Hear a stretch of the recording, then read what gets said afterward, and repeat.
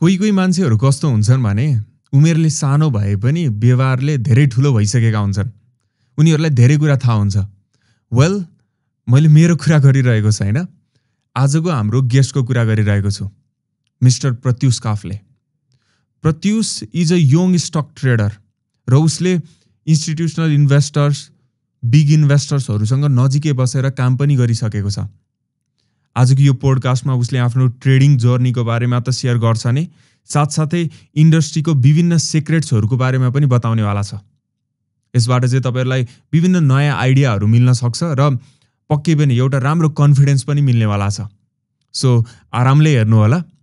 र यदि तपाईँ स्टक मार्केटमा हुनुहुन्छ भने तपाईँलाई विभिन्न डेटा, इन्फर्मेसन, अपडेट्सहरू लिइरहनुपर्छ। यो सबै कुरा यहाँबाट हेर, त्यहाँबाट हेर, एकदमै झन्झट हुन्छ नि। तर हामीलाई यो कुरा सजिलो बनाइदिएको छ मनी मित्रले। मनी मित्र भनेको चाहिँ एउटा एप हो जुन मोबाइल भर्जन प्लस वेब भर्जनमा एभाइलेबल छ। यसबाट चाहिँ तपाईँले आफूलाई चाहिने हरेक किसिमको डेटा, इन्फर्मेसन एकमुष्ट पाउन सक्नुहुन्छ। र यसमा चाहिँ पोर्टफोलियो ट्र्याकिङ फिचर्स, टेक्निकल चार्ट्सहरू, कम्पनीको हरेक प्रकारको एनालिटिक्सहरू, यस्तो विभिन्न फिचर्सहरू रहेको छ जुन कुनै पनि ट्रेडर, इन्भेस्टरलाई चाहिँ चाहिन्छ नै। साथसाथै मनी मित्रमा चाहिँ हरेक हप्ता एउटा कम्प्रिहेन्सिभ न्युज लेटर पनि पब्लिस हुन्छ जुनलाई सरर पढेर तपाईँले विभिन्न इन्साइट्सहरू पनि पाउन सक्नुहुन्छ। So definitely do check Money Mitra. म भिडियोको तल डिस्क्रिप्सनमा पनि यसको लिङ्क राखिदिन्छु। अहिलेको लागि चाहिँ लागौँ पोडकास्टतर्फै। Welcome to the podcast Pratyush. Thank you Shakti. तिमी भनौ कि तपाईँ भनौ जस्तो भइरहेछ, तर म तिमी नै भन्छु है। लेट्स गो विथ तिमी बिकज वी नर्मली से तिमी नै। हजुर। सो सुरुमा तिम्रो इन्ट्रोडक्सनबाटै सुरु गरौँ न। Just introduce yourself. So I am Pratyush Kafle. Muktinath क्यापिटलमा चाहिँ मैले रिसर्च अनि पछि पोर्टफोलियो म्यानेजमेन्ट हेर्थेँ। त्योभन्दा अगाडि एमपी अफिसमा नि काम गर्थेँ। त्योभन्दा अगाडि अब हुन्छ नि भेरियस माइक्रो वर्क, सानो माइक्रो बिजनेस। अनि त्यसपछि नि अब स्टक मार्केटमा इन्ट्रेस्ट जाग्यो सानै एजदेखि। अनि स्टक मार्केटमै इन्भल्भ छु। I know you do a good trading है आफ्नो हिसाबमा पनि, प्लस तिम्रो कर्पोरेट लेभलमा धेरै नै नजिक बसेर काम गरिरहेको छ नि त। हजुर। अब सुरुमै स्टक मार्केटमा हजुर कतिको म्यानिपुलेसन हुन्छ त? स्टक मार्केटमा म्यानिपुलेसन हुन्छ।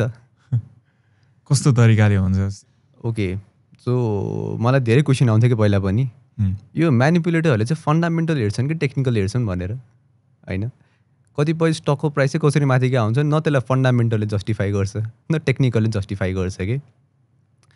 सो बेसिकली स्टक मार्केटमा म्यानिपुलेसन कसरी हुन्छ भन्दाखेरि अब अपरेटरहरू अपरेटर भनेको के हो भन्दा सिम्पली बिग मनी। मैले कतिपय केसमा के पनि देखाएको थिएँ भन्दाखेरि कतिजना मान्छेहरू चाहिँ सेयर होल्डिङ लिस्ट हेर्न आउनु हुँदो रहेछ कि। अनि उहाँहरूले चाहिँ फन्डामेन्टल, टेक्निकल अनि त्यसपछि त्यो कम्पनीको लिस्ट, कम्पनीको इन्साइट्स सबै हेर्नुहुन्छ कि। फन्डामेन्टल भने चाहिँ इट्स नट जस्ट नम्बर। जस्तो मान्छेले फन्डामेन्टल, हाइड्रो पावरको फन्डामेन्टल भने के हो, बुक भ्यालु, नेटवर्थ, इपिएस भन्छ नि, होइन। हाइड्रो पावरमा भित्र धेरै कुरा छ। एउटा इक्जाम्पलै दिनुपर्दा शक्ति, अपी। मैले चाहिँ अब त्यति बेला क्लाइन्टहरूको पोर्टफोलियोमा अपी एड गर्दाखेरि चाहिँ अपीको के थियो भन्दाखेरि उसको 40 मेगावाटको चमेलिया प्रोजेक्ट चाहिँ लाइनमा आउन लाग्थ्यो। त्योभन्दा अगाडि चाहिँ अपीको EPS I guess 0.something negative नै थियो। तर हाइड्रो पावर कम्पनी एनालाइज गर्दाखेरि त हाइड्रो पावर कम्पनीमा त्यो नम्बर्स हेरी होइन भने त इन्भेस्टरलाई आइडिया हुनु पऱ्यो, अपरेटरहरूले यही हेर्छन्। जस्तो अपी उनीहरूले के हेर्छन् भन्दाखेरि अपीको 40 मेगावाट एड भइरहेछ, सो यसको रेभिन्यू त एड हुनेवाला छ नि त अपी पावरलाई अपकमिङ क्वार्टरमा। त्यो भयो। अर्को हाइड्रो पावरमा रमाइलो कुरा के छ भने शक्ति, क्वार्टर 1मा हाइड्रो पावरको रिपोर्ट सधैँ राम्रो हुन्छ कि, इलेक्ट्रिसिटी बढी प्रड्युस हुन्छ, होइन। जुन हाइड्रो पावरको डबल डिजिटमा इपिएस आइरहेको हुन्थ्यो क्वार्टर 1मा, क्वार्टर 4मा पुग्दासम्म नेगेटिभ आएको इक्जाम्पल पनि छ। अनि अपरेटरहरूले चाहिँ सिम्पली यस्तै स्टोरी, होइन, कुनै कम्पनीको अब राइट्स आउन सक्छ कि उसलाई एडिसनल फन्डिङ चाहिन्छ कि, अब फन्डिङ चाहियो भने त एकचोटि आइपिओ निकालेपछि फेरि आइपिओ निकाल्न पाइएन कि, अब एफपिओको अप्सन छ या राइटमा जानु पऱ्यो। अब राइट भन्ने बित्तिकै मार्केटमा त अब एउटा भनौँ न अटेन्सन क्रिएट हुन्छ, प्लस सेन्टिमेन्ट पनि राम्रो बनिदिन्छ कि, होइन। त्यो भयो। अब रिसेन्टली तिमीले युपिसिएल र एनजिपिएल अनि राधीहरूमा र्याली पनि देखायो होला होइन। त्यसमा पनि सिम्पल अपरेटरहरूको एउटा के थियो भन्दाखेरि NGPL holds a good stake in SMGC and MKHL होइन, जस्तो रिसेन्टली 1:1 राइट आउने भन्ने न्युज पनि बल्ल बाहिर आयो। UPCL also holds a good stake in RHGCL, जसको लक इन खुल्दैछ, 1:1 उसको होल्डिङ छ होइन। अनि राधीको कुरा गर्छ भन्दाखेरि राधीले पनि, राधीको युपिसिएल पनि अलिकति स्टेक छ अनि दौडिदिएर आरएचजिसिएल जस्तो लाग्छ राधीको स्टेक भएको। सो यो के हो, यो फन्डामेन्टल भनौँ या टेक्निकल भनौँ होइन, सबै कुरा हेर्छन्। टेक्निकल त अब मनीको डिमान्ड र सप्लाई अनुसार टेक्निकल चार्ट पनि त्यही अनुसारले बन्दै जान्छ। सो फन्डामेन्टल हेर्छन्। फन्डामेन्टल भनेको चाहिँ नट जस्ट नम्बर्स तर अरू कुरा पनि हुन्छ। सो त्यस्तो कम्पनीभित्र के पाकिरहेको छ भन्ने सोध्न अथवा त्यो इन्फर्मेसन लिन चाहिँ क्यापिटलहरूमा आउँछन् कस्तो? होइन, त्यो इन्फर्मेसन लिन क्यापिटलमा आउने होइन कि क्यापिटलहरूले चाहिँ कतिजनाले सेयर रेजिस्ट्रारको लाइसेन्स पनि लिएको हुन्छ होइन। त्यो भनेको चाहिँ अब सेयर रेजिस्ट्रार भनेको कतिवटा कम्पनीको सेयर होल्डरको डेटा चाहिँ एउटा क्यापिटलले राखेको हुन्छ। बेसिकली कुनै कम्पनी जस्तो सेयर संसारमा गऱ्यो, कुनै कम्पनी सर्च गर्यो भने चाहिँ त्यो कम्पनीको सेयर रेजिस्ट्रारको हो भनेर त्यहाँ लेखिदिएको हुन्छ कि। अनि if a person wants the share holding data of that company, उसले एउटा एप्लिकेसन दिनु पऱ्यो, उसँग त्यो स्टक हुनु पऱ्यो अनि उसले चाहिँ सर्टेन फी 500-550 कति हुन्छ क्यापिटल अनुसारै त्यो पे गर्यो भने चाहिँ उसलाई सेयर होल्डिङ डेटा लिस्ट चाहिँ क्यापिटलले सेयर गर्छ। सो त्यसको बेसिसमा नि अब अपरेटरहरूले चाहिँ सेयर होल्डिङ डेटा चाहिँ किन निकाल्दो रहेछ भन्दाखेरि चाहिँ अब कुनै ठुलै फन्ड त्यहाँ छ कि अलरेडी कुनै प्लेयर एक्जिस्ट छ कि होइन, उनीहरूले बढाउँदै गर्दा त्यो प्लेयर एक्जिट होला कि उनीहरूले मानौँ पुस गरिरहेको छ स्टकको प्राइस, माथिबाट सप्लाई दियो भने त त्यो स्ट्राटेजी फेल भयो नि त। त्यही भएर त्यस्तो स्टकमा त्यो एउटा अपर्च्युनिटी पनि हेर्दो रहेछ होइन। अनि त्यो हिसाबले अपरेटरले स्टक पनि त्यसरी अपरेट गर्दो रहेछ। ओके, तिमी स्टक मार्केटमा चाहिँ कताबाट छिर्यौ त? स्टक मार्केटमा सो बेसिकली क्युरियस भएर नि छिरियो मार्केटमा।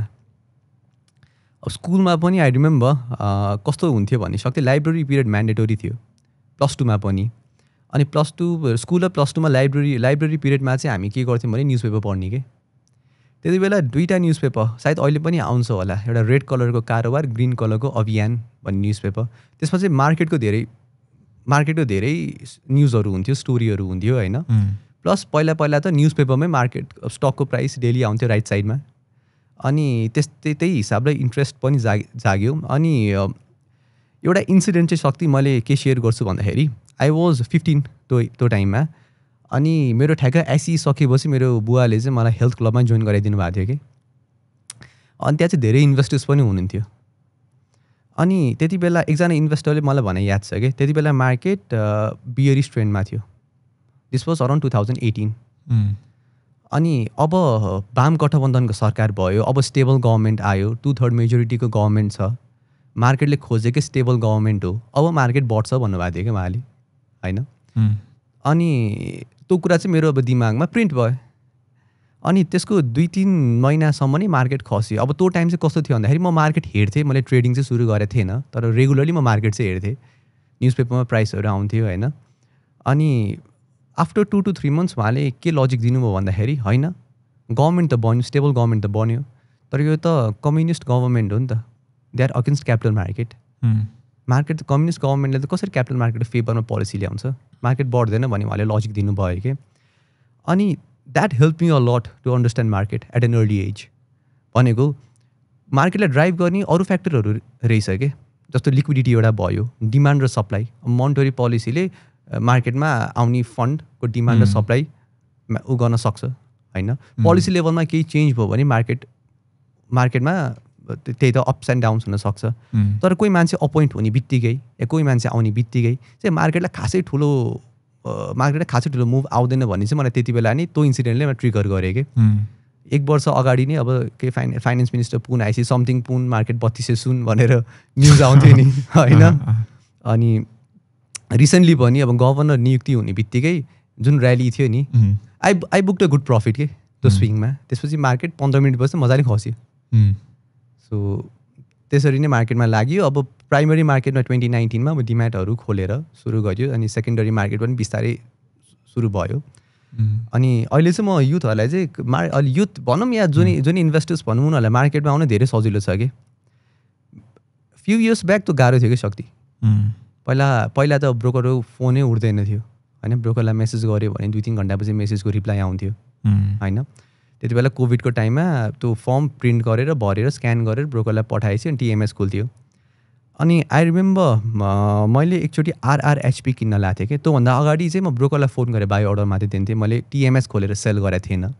सो त्यो अनलाइन सिस्टम इन्ट्रोड्युस भएपछि यो कोभिडको टाइममा अनि एउटा स्ट्राटेजी, अब त्यति बेला त युट्युबमा धेरै स्ट्राटेजी हेर्ने नि त कुन काम गर्छ मार्केटमा भनेर, स्टडी फेजमै थियो नि त। अनि बोलिन्जर ब्यान्डको स्ट्राटेजी मैले हेर्थेँ कि। अन्त एनटिसीमा चाहिँ के भएको थियो भन्दाखेरि तिम्रो बोलिन्जर ब्यान्ड एकदम न्यारो भएको थियो। अनि केही टाइम पछि चाहिँ बोलिन्जर ब्यान्ड चाहिँ एक्सपान्ड हुँदै गयो अनि तिम्रो स्टकको प्राइस चाहिँ अप्पर ब्यान्डतिर ठोकिँदै माथि गयो भने चाहिँ this is a good buy call. जुन दिन बोलिन्जर ब्यान्ड अलिकति न्यारो भएको बोलिन्जर ब्यान्ड अलिकति खोले जस्तो हुन्छ नि, त्यति बेला म बाई लिन्छु भन्ने मेरो स्ट्राटेजी थियो कि। मैले RRHP 3 हप्तासम्म त्यसै ट्र्याक गरेँ कि कुन दिन त बोलिन्जर ब्यान्ड अलिकति माथि जान्छ अनि म किन्छु भनेर होइन। अनि कुरे ब्रोकर टिएमएसमा लगइन थियो, कोल्याट्रल अपडेटेड थियो। अनि मैले बाई अर्डर हाल्दाखेरि मेरो बाई भएन कि। अनि मैले ब्रोकरलाई फोन गरेँ, ब्रोकरको फोन उठेन। अनि त्यसपछि किन भएन भने मैले टेक्स्ट गर्दाखेरि मैले 3 बजेपछि चाहिँ के थाहा पाएँ भन्दाखेरि त्यति बेला चाहिँ कोल्याट्रल हालेपछि पनि ब्रोकरलाई फोन गरेर मैले कोल्याट्रल हाल्दैछु मेरो सिस्टममा अपडेट गरिदिनु है भनेर मेसेज दिनुपर्ने रहेछ कि ब्रोकरलाई। अल त अटो अपडेट हुन्छ होइन। सो त्यो टाइम हेरेर चाहिँ 3-4 वर्षमा मार्केटमा अब जतिवटा नम्बर अफ ब्रोकर आएर जुन हिसाबले कम्पिटिसन भइरहेछ होइन, मार्केट चाहिँ राम्रै ग्रो भयो जस्तो लाग्छ। सो आज जो मान्छे मार्केटमा आउनुहुन्छ उहाँहरूलाई चाहिँ जस्तो टिएमएसमा कसरी सेयरको कारोबार गर्नेदेखि लिएर EDIS कसरी गर्ने धेरै सजिलो भएको छ कि। राइट, पहिलाको तुलनामा सजिलो भएको छ। तर यसमा म एउटा कुरा भनिहालेँ, तिमीले भन्यौ नि हाम्रो प्रक्रियागत जटिलता छ एक हिसाबमा। पहिला झन् बढी थियो, अहिले झन् कम भएको छ, तर स्टिल छ नि त। र कुनै पनि नयाँ जो आउँदै हुनुहुन्छ स्टक मार्केटमा यो कुराहरू चाहिँ फर्स्टमा एकदम क्लियर हुनुपर्छ जस्तो लाग्यो। फर इक्जाम्पल मैले चाहिँ पहिला अब ब्रोकरमा पैसा डिपोजिट हुन्छ, आफूले त्यसैले नै सेयर किनबेच गरिन्थ्यो। बेचेपछि चाहिँ मेरो खातामा हाल्थेँ अनि किन्ने बेलामा फेरि उसको खातामा हाल्थेँ, राइट। अनि त्यो गर्दाखेरि ब्रोकरले बेचेपछि पनि चाहिँ कति डिले गरेर मलाई पठाइदिन्थ्यो, फोन गर्दा फेरि यताउता झन्झट हुन्थ्यो। तर मैले पछि चाहिँ के गर्न थालेँ भने ब्रोकरकैमा ल म चाहिँ यो फन्ड पर्सनली लिँदिनँ, ब्रोकरकैमा राख्ने अनि किन्ने बेलामा किन्ने, बेच्ने बेलामा बेच्ने। अनि ब्रोकरले पनि त्यहाँनिर सफ्टवेयर ल्याइदियो so that I can track मेरो एन्ड कति छ त मेरो ब्यालेन्स भनेर। त्यो गर्दा मलाई सजिलो भयो नि त। I could just focus on my strategy and trading. So कोही पनि नयाँ आउँदै हुनुहुन्छ भने चाहिँ यो पहिला सुरु टेक्निकलिटिजहरू के छ त, हाउ दिस थिङ वर्क होइन, सबै नेप्सेदेखि लिएर ब्रोकर यताउता कसरी काम गर्छ यो चाहिँ बुझ्नुपर्ने रहेछ। यो जस्तो know the rule before you play the game. Right, exactly होइन। Okay, let me come back to your story.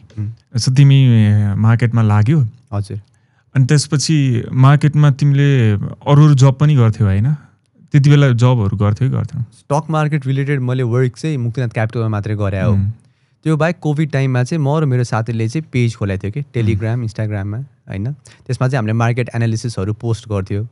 अनि शक्ति मैले त्यति बेला जुन स्टोरीहरू हाल्थेँ होइन, मैले जति मान्छेलाई कनेक्ट गरेँ नि टेलिग्राम, इन्स्टाग्राम थ्रु, उहाँहरू चाहिँ they became my biggest asset till now. अनि they are my biggest asset till now. त्यो चाहिँ मेरो फर्स्ट लेभलको PR एक्सर्साइज या नेटवर्किङ हो कि। कोभिडको टाइममा अब खासै केही पनि थिएन, लामो भ्याकेसन पनि थियो होइन, किनभने एक्जाम कहिले हुने यो टुङ्गो थिएन। अनि मार्केटमा चाहिँ दिनदिनै एनालिसिस गर्ने, अब मोनेटरी पोलिसी अनि यसको इफेक्ट यो छ, मतलब बजेट आएपछि यस्तो यस्तो हुनसक्छ, यसपालिको यो स्टकमा चाहिँ यो कुरा छ, यो कम्पनीको बुक भ्याल्यु यति छ, प्राइस टु बुक भ्याल्यु यो कम्पनीको कम छ, यो कम्पनी राम्रो होला। अर सिम्पली स्टकहरूको पनि अब अप्पर तामाकोसीको फन्डामेन्टल्स यस्तो छ, यसको स्टोरी हो, अप्पर तामाकोसीको रेभिन्यू यस्तो हो भनेर त्यस्तो चाहिँ मैले जुन लेख्थेँ सोसियल मिडियामा, त्यहाँबाट नि मैले मान्छेहरू कनेक्ट गरेँ। अनि स्टक मार्केट ट्रेडिङको साटो त्यो मेरो एउटा वर्क भयो होइन। त्यसमा जुन म टाइम दिन्थेँ, इट डिडन्ट पे मी। त्यो अहिले पनि गरिरहेछ? त्यो अहिले छैन, त्यो नगरेको भयो 2-3 वर्ष नै भयो। तर इट डिडन्ट पे मी, तर it gave me a good network, it gave me good people. अनि 2022 को स्टार्टिङमा चाहिँ मैले कमोडिटी पनि सुरु गरेँ हो। 2021 को अगस्त पछि तिम्रो मार्केट बियरिश लाग्यो। अनि त्यति बेला मार्केट अलिकति ओभर भ्याल्युड पनि थियो होइन। मार्केटभन्दा राम्रो अपर्च्युनिटी चाहिँ अब कमोडिटी मार्केटमा। कमोडिटी मार्केटमा चाहिँ अब मेरो त्यो मेन्टरहरू होइन, उहाँले चाहिँ के पनि भन्नुहुन्थ्यो भन्दाखेरि स्टप लस लाग्न आउँदैन भने कमोडिटीमा ट्रेड गरेर भन्नुहुन्थ्यो कि। अब टेक्निकल एनालिसिस त अलिअलि आइसकेको थियो, अनि कमोडिटी मार्केट ट्राई गरौँ भनेर कमोडिटीमा नि म इन्भल्भ भएँ। अनि कोभिडकै टाइममा लर्निङ फेजमा चाहिँ मेरो मामुले चाहिँ मलाई लाइफ इन्सुरेन्सको पनि पढ नि त भन्नुहुन्थ्यो कि होइन। म त्यति बेला कोर्सेराहरूबाट कोर्स गर्थेँ। मेरो स्कुलिङ कम्प्युटर साइन्समा भयो होइन, +2 साइन्समा भयो। मैले फर्स्ट टाइम अकाउन्ट्स पढेको होइन ब्याचलर्सको 3rd सेमेस्टरमा के, जबकि मेरो ब्याचलर्स पनि BIM हो, इन्फर्मेसन म्यानेजमेन्ट, जसमा 60% IT 40% म्यानेजमेन्ट थियो। सो कोभिडको टाइममा त मेरो भर्खर +2 सकेको थियो, मलाई अब इकोनोमिक्स या थ्योरिटिकल कुनै कन्सेप्ट थाहा थिएन होइन। अनि I used to rely on my mother त्यो टाइममा। अब त्यति बेला ठ्याक्क नेपाल रिइन्सुरेन्सको IPO को हाइप थियो कि। अनि मेरो मामुले चाहिँ भर्नुपर्छ भन्छिन्थ्यो कि, किनभने my momo was leading reinsurance department of insurance company since a very long time. अनि त्यो मैले पढ्दै गर्दाखेरि जस्तो मलाई कतिवटा जार्गनहरू हुन्छ, कतिवटा नबुझेको कुरा हुन्छ नि, त्यो पनि मलाई मामुले सम्झाइसिन्थ्यो कि। जस्तो रेट्रोसेसन भने के हो होइन, सिम्पली इन्सुरेन्स पोलिसीको इन्सुरेन्सलाई रिइन्सुरेन्स भन्छ भने त्यो रिइन्सुरेन्स पोलिसीको इन्सुरेन्सलाई चाहिँ रेट्रोसेसन भन्दो रहेछ कि। ओके वेलकम देयर होइन, let me take it on the flow. जस्तै तिमी कमोडिटी मार्केटमा लाग्यौ भने नि त्यति बेला कमोडिटी मार्केटमा कस्तो एक्सपिरियन्स भयो तिम्रो? कमोडिटी मार्केटमा चाहिँ okay, so ups and downs, roller coaster होइन। कति समय गऱ्यो? किनकि एक समयपछि त त्यो यस्तो काण्ड आएको थियो, लाइक कम्प्लिटली सट डाउन भयो नि त, बन्द भयो। So long time to गरेन. Long time गरेन. 4 to 5 How was your experience? Did you earn? I earned but a very little. Market भन्दा धेरै नै थोरै कमाएँ। बरु त्योभन्दा नेप्सेमा राम्रो रिटर्न थियो। अनि इन्ट्रेस्टिङ कुरा शक्ति, अब कमोडिटी मार्केटमा अकाउन्ट खोले होइन, अनि तिम्रो भनौँ न मार्केटमा अब त्यहाँ स्टडी मटेरियलहरू पनि सेयर गर्नुहुन्थ्यो, त्यो हेरेँ पढेँ, डेली कतिवटा भिडियो हेर्थेँ होइन। अनि बुझेँ अब जस्तो गोल्ड र US डलरको रिलेसनसिप के छ, यताउति कसरी ट्रेड गर्ने होइन। मैले त्यति बेला गोल्ड ट्रेड गर्दा US डलरको प्राइस हेरेर पनि गोल्ड ट्रेड गरेको छु कि। अब तर अहिले त चेन्ज भएको छ, अहिले दुवै बढिरहेको छ होइन। तर पहिला चाहिँ ठ्याक्क अपोजिट थियो दुइटाको रिलेसन। कमोडिटी मार्केटमा चाहिँ मेरो एउटा एक्सपिरियन्स, रमाइलो एक्सपिरियन्स चाहिँ के छ भने शक्ति, इनिसियली मैले स्क्याल्पिङ भन्ने टेक्निक युज गर्थेँ कि, बुकिङ सर्ट प्रफिट फ्रिक्वेन्टली होइन। ठ्याक्कै नेप्सेकै कन्सेप्ट जस्तो लाग्थ्यो मलाई होइन। म त्यसरी ट्रेड गर्थेँ। सो मैले चाहिँ के गर्थेँ भने 600 हुँदा पनि प्रफिट बुक गर्थेँ, 900 हुँदा पनि प्रफिट बुक गर्थेँ, 1200 हुँदा पनि प्रफिट बुक गर्थेँ कि। अनि यो मैले गरेँ 9-10 दिनलाई, यो टेक्निक मैले 9-10 दिनलाई युज गरेँ। अनि मैले अकाउन्ट स्टेटमेन्ट मगाएँ कि। अनि मैले चेक गर्दा मेरो स्टेटमेन्ट नेगेटिभ थियो कि, जब कि मलाई लाग्थ्यो म पोजिटिभमा छु, मेरो प्रफिट त भइरहेछ त, मेरो 70% विन रेसियो छ। अनि किन यस्तो भएको रहेछ भन्दाखेरि चाहिँ हरेक ट्रेड पछि चाहिँ 1000 रुपिस TDS काट्दो रहेछ कि। So I was booking profit at 800, रियालिटीमा त मेरो 200 रुपियाँ गइरहेको थियो। 1200 रुपियाँ प्रफिट भयो भन्दाखेरि त जम्मा 200 रुपियाँ मात्रै प्रफिट भइरहेको थियो। सो त्यहाँ मैले मेरो एउटा हुन्छ नि फेलियर त्यहाँ भयो, सुरुमा नबुझेर होइन। एउटा TDS पनि धेरै रहेछ, अर्को तिमीले फ्रिक्वेन्टली ट्रेड स्क्याल्पिङ टेक्निक युज गरेँ कि। अब स्ट्राटेजीहरू खोजिन्छ नि त कुन वर्क गर्छ भनेर। अनि धन्न अब त्यो 10 दिनमै मैले थाहा पाइहालेँ त्यो टेक्निक, लामो टाइमसम्म गरिनँ। त्यसपछि कमोडिटीमा चाहिँ मैले कुन टेक्निक युज गर्थेँ भने शक्ति, म आवरली हेर्थेँ, 30 मिनट्सको चार्ट हेर्थेँ, 15 मिनट्सको टाइम फ्रेमको चार्ट हेर्थेँ, अनि 15 मिनट्समा ट्रेड गर्थेँ। सो कमोडिटीमा मैले ट्रेड गर्दा चाहिँ most of the time use to be waiting or holding my position. म ट्रेड लिइहाल्दिनँ थिएँ। 70% होल्डिङ टाइम हुन्थ्यो, 30% ट्रेड टाइम हुन्थ्यो कि। सो अहिले मान्छेले जुन होल्ड इज गोल्ड भन्छ नि, कुनै स्टक किनेर होल्ड गर्ने भने होल्ड इज गोल्ड होइन कि। होल्डिङ यो cash to invest on that stock is also holding, is also hold होइन। अनि मलाई चाहिँ 1 आवर टाइम फ्रेममा बुलिस छ, 30 मिनट्स टाइम फ्रेममा नि बुलिस छ, त्यो अनि 15 मिनट टाइम फ्रेममा नि बुलिस जान्छ भन्ने हिसाबले म ट्रेड लिन्थेँ कि।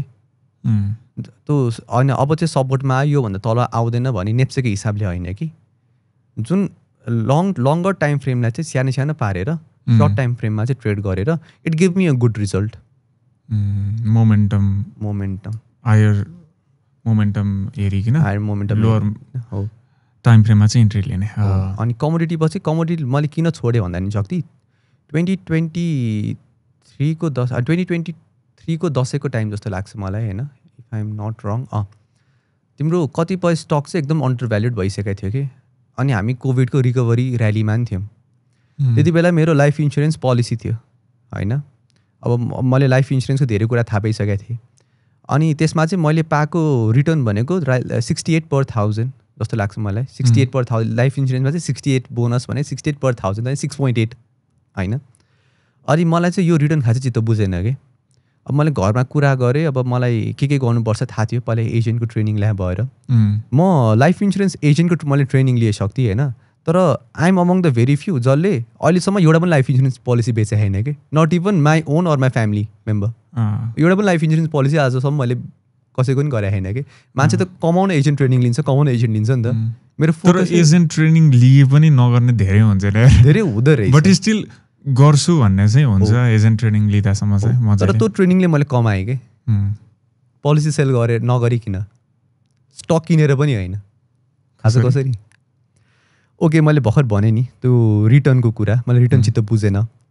अनि म कम्पनीमा गएर चाहिँ म यो पोलिसी सरेन्डर गर्छु, मेरो कति फन्ड निस्किन्छ भन्ने हिसाबले कुरा गरेँ। त्यति बेला मैले टार्गेट गरेर स्टकमा एउटा सोल्टी पनि थियो कि, राम्रो स्टेक होल्ड गर्छु भनेर। 200 भन्दा तल थियो जस्तो लाग्छ सोल्टीको प्राइस। अनि सोल्टी मैले एनालिसिस गर्दाखेरि यसको भनौँ न इटहरीमा नि भर्खर एउटा गरिमा होटेलले कसलाई उसले त्यहाँ म्यानेजमेन्ट टेक ओभर गराएर रहेछ, वेस्टर्न प्रिमियर भन्ने पनि खोलिरहेको थियो। बिस्तारै इकोनोमी रिभाइभ हुँदै गएपछि सोल्टी होटल लिमिटेडले त तिम्रो एयरलाइन्समा जुन खानाहरू जान्छदेखि लिएर धेरै काम गर्छ नि त, प्लस उसको त अब एसेटै एकदम राम्रो बनिसकेको छ, त्यो अन्डर भ्याल्युड प्राइस जस्तो लाग्थ्यो होइन। अनि म इन्सुरेन्स कम्पनीमा गएँ, म सरेन्डर गर्छु भने उहाँले चाहिँ अनि मलाई सरेन्डर गर्दा कति पैसा आउँछ भन्ने मलाई डेटा दिनुभयो कि, एकदमै कम आउने रहेछ। अहिलेसम्म मैले जति इन्ट्रेस्ट पाएको छु नि त्यो सबै लुज गर्ने रहेछु। अनि उहाँले के अप्सन दिनुभयो भन्दाखेरि सरेन्डर नगर्नुहोस्, यो अगेन्स्टमा लोन लिनुहोस् न भन्ने प्रपोजल राख्नुभयो कि। मैले कतिमा आउँछ भन्दा 10% भन्नुभयो कि। 10%मा चाहिँ पोलिसी अगेन्स्ट लोन चाहिँ लाइफ इन्सुरेन्स कम्पनीले दिइरहेको थियो त्यो टाइममा। त्यो टाइम यस्तो टाइम थियो कि नेपालमा एकदमै लिक्विडिटी क्राइसिस थियो कि, कतिवटा कमर्सियल ब्याङ्ककै एफडी रेट डबल डिजिटमा थियो। म त मार्केटमा हाल्छु भन्ने पैसा चाहिँ मैले यसो के सोचेँ भन्दाखेरि मेरै अब मैले चिनेको एउटा कोअपरेटिभले चाहिँ मलाई 15% दिइरहेको थियो कि 1 इयरको एफडीमा, यताबाट 10%मा आइरहेछ।